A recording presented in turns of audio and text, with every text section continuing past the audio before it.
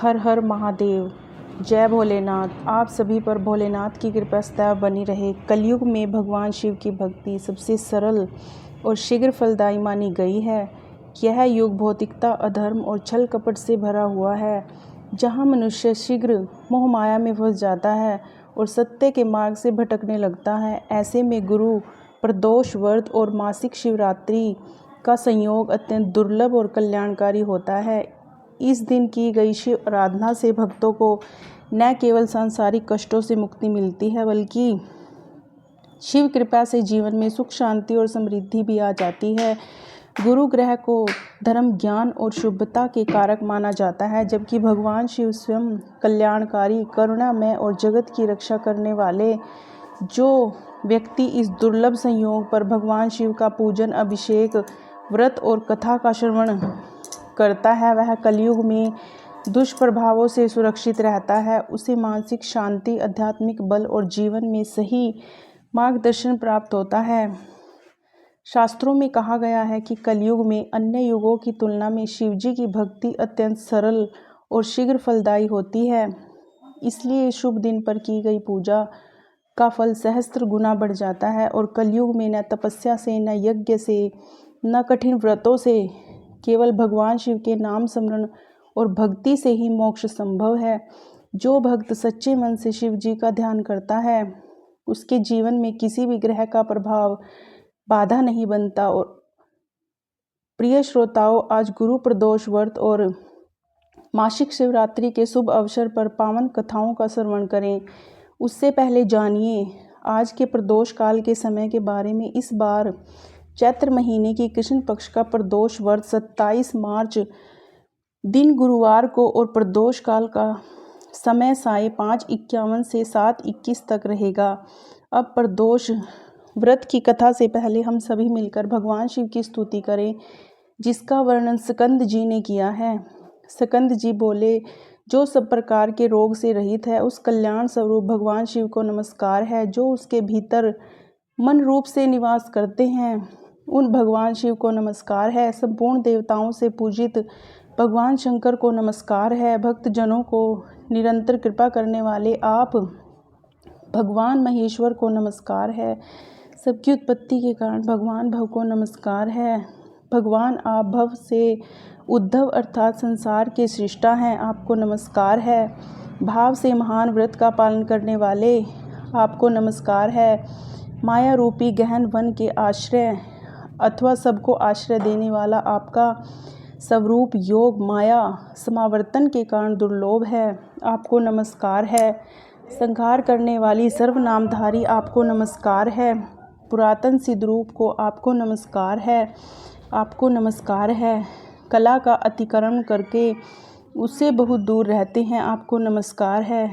महिमा वाले वृषभ और महासमृद्धि से संपन्न आपको नमस्कार है। अनुगामी सेवक भयानक संपन्न है, आपको नमस्कार है।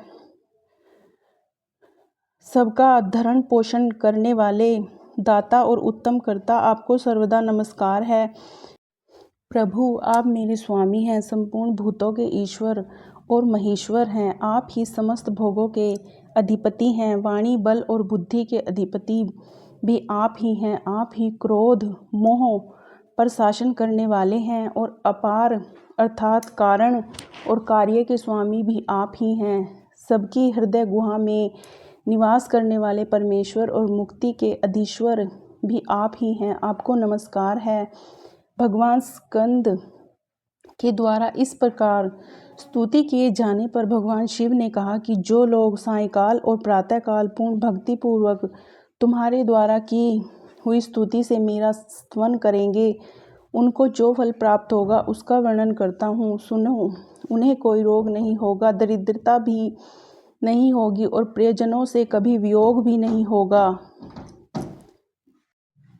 भगवान स्कंद के द्वारा इस प्रकार स्तुति किए जाने पर भगवान शिव ने कहा कि जो लोग सायंकाल और प्रातःकाल पूर्ण भक्ति पूर्वक तुम्हारे द्वार की हुई इस स्तुति से मेरा स्तवन करेंगे, उनको जो फल प्राप्त होगा उसका वर्णन करता हूँ, सुनो। उन्हें कोई रोग नहीं होगा, दरिद्रता भी नहीं होगी और प्रियजनों से कभी वियोग भी नहीं होगा और वे इस संसार में दुर्लभ भोगों का उपभोग करेंगे, मेरे परम धाम को प्राप्त करेंगे। इस प्रकार श्री स्कंद महापुराण के कुमारिक खंड में शिव स्तुति संपूर्ण हुई। गुरु प्रदोष व्रत के पौराणिक कथा के अनुसार इस बार देवराज इंद्र और वृतासुर की सेना में भीषण युद्ध हो गया। देवताओं ने दैत्य सेना को पराजित कर नष्ट भ्रष्ट कर डाला। यह देख वृतासुर अत्यंत क्रोधित होकर स्वयं युद्ध करने को तत्पर हुआ। आसुरी माया से उन्हें विकराल रूप धारण कर लिया। सभी देवतागण भयभीत होकर तब गुरुदेव बृहस्पति की शरण में पहुँचे। बृहस्पति जी बोले, पहले मैं तुम्हें वृतासुर का वास्तविक परिचय दे दूं। वृतासुर बड़ा तपस्वी और कर्मनिष्ठ है। देवता गुणों उसने गंधमादन पर्वत पर घोर तपस्या कर शिवजी को प्रसन्न किया। पूर्व समय में वह चित्ररथ नाम का एक राजा था। एक बार वह अपने विमान से कैलाश पर्वत पर चला गया। वहाँ शिवजी के वाम अंग से माता पार्वती को विराजमान देखकर वह उपहास उड़ाता हुआ बोला, हे प्रभु, मोह माया में फंसे होने के कारण हम तो स्त्रियों से वशीभूत रहते हैं, किंतु देवलोक में ऐसा कभी दिखाई नहीं दिया कि कोई स्त्री आलिंगनबद्ध होकर सभा में बैठे। चित्ररथ ने यह वचन सुनकर सर्वव्यापी भगवान शिव हंसकर बोले कि हे राजन, मेरा यह व्यवहारिक दृष्टिकोण अलग है। मैंने मृत्युदाता कालकूट महाविष का पान किया है, फिर भी तुम साधारण जन की तरह मेरा उपहास उड़ा रहे हो। तो इतना कहने के बाद भी भगवान शिव मौन हो गए और मुस्कुराते रहे, किंतु देवी पार्वती को बहुत क्रोध आया और वह क्रोधित होकर चित्ररथ से बोली, अरे दुष्ट, तूने सर्वव्यापी महेश्वर के साथ ही मेरा भी उपहास उड़ाया है, इसलिए मैं तुझे वह शिक्षा दूंगी कि तू फिर ऐसे संतों के उपहास का दुस्साहस नहीं करेगा। अब तू दैत्य स्वरूप धारण कर विमान से नीचे गिर, मैं तुझे श्राप देती हूँ। देवी पार्वती के इस श्राप से चित्ररथ राक्षस योनि को प्राप्त हो गया और तवष्ठा नामक ऋषि के श्रेष्ठ तप से उत्पन्न होकर फिर वृतासुर बना। देवता गणों को आगे बताते हुए गृहदेव बृहस्पति जी बोले, हे देवगण, वृतासुर बाल्यकाल से ही शिव भक्त रहा है, इसलिए हे इंद्र, तुम बृहस्पति प्रदोष व्रतक भगवान को प्रसन्न करो। तब देवराज ने गुरुदेव की आज्ञा का पालन कर बृहस्पति प्रदोष किया।